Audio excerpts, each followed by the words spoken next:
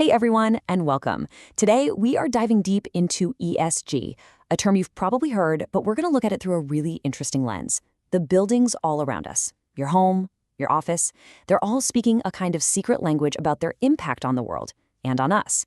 And trust me, by the end of this, you are going to be fluent. So let's get right into it. So why are we so focused on buildings? Well, just look at this number, 40%. That is the slice of all global CO2 emissions that comes from the building sector. It's not just factories or cars, it's the places we live and work in every single day. This one statistic, right here, is exactly why we need to have this conversation. It's huge. So here's our game plan for today. We're going to start with that massive footprint. Then we'll look at how the ESG blueprint is kind of the answer to that problem. After that, we'll clear up one of the most confusing parts, frameworks versus standards. We'll decode some real-world certifications you might have actually seen, and then we'll bring it all home and talk about why this really, truly matters to you. All right, let's start with that big footprint. That 40% number is, well, it's a showstopper, but honestly, it's really just the tip of the iceberg. The full story of a building's impact goes so much deeper than just carbon emissions.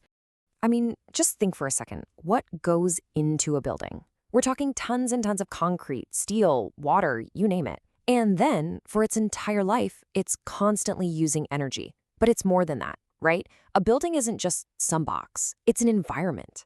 The air you breathe in there, the amount of sunlight you get, it can literally change how you feel, how healthy you are, and even how productive you are. They're not just structures. They are these incredibly complex ecosystems.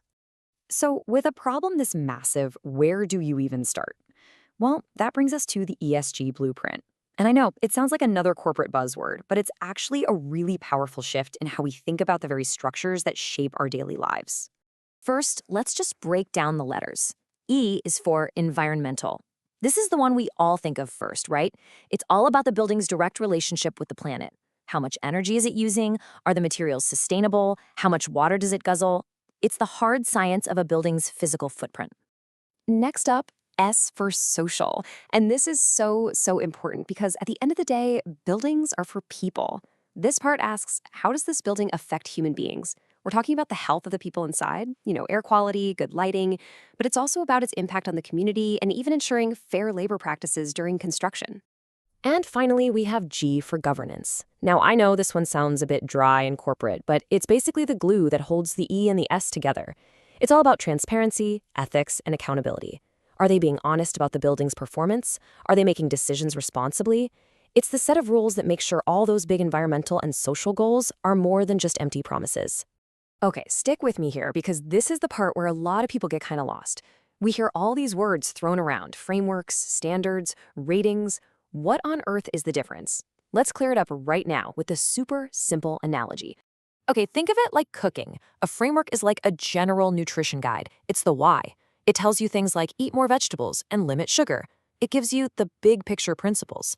But a standard is the actual recipe. It's the how. It gives you the exact measurements, the precise steps. One is the philosophy. The other is the checklist you have to follow. Make sense, right? So now that we know the difference between the nutrition guide and the recipe, let's look at a couple of the most popular recipes out there. The actual certifications you might have seen plastered on a building's front door. You've probably seen this one, LEED. It's one of the most famous certifications in the world, especially here in North America. It stands for Leadership in Energy and Environmental Design. And you guessed it, its main focus has always been on the E in ESG, the environmental side of things. So LEED works on a point system, kind of like a report card for the building. It's checking things off its list, like how efficient the energy and water use is, the quality of the indoor air, and whether the materials were sourced responsibly. Getting a high LEED certification is basically like getting an A+ in environmental health. But what if your main goal isn't just the building's health, but the health of the people inside it? Well, that's where the Well Building Standard comes in. It kind of flips the script and puts the S of ESG, the social and human side, front and center. And you can really see the difference in what they measure. Well looks at things that directly affect us every single day. The air we breathe, the water we drink, the quality of the light. It even gets into concepts like comfort, fitness, and our mental well-being. It asks questions like, does the space reduce stress? Or does the lighting help our natural sleep cycles? It's all about creating buildings that actively make us healthier. All right, so we've just thrown a whole alphabet soup of acronyms at you. ESG, lead, well. But why does any of this actually matter to you? What's the real, tangible difference that it makes in your life?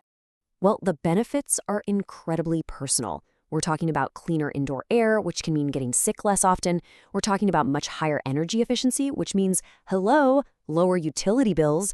These thoughtfully designed buildings can create stronger communities, and they often have higher property values. This isn't just some abstract concept. It's about real, tangible improvements to our quality of life and even our bank accounts.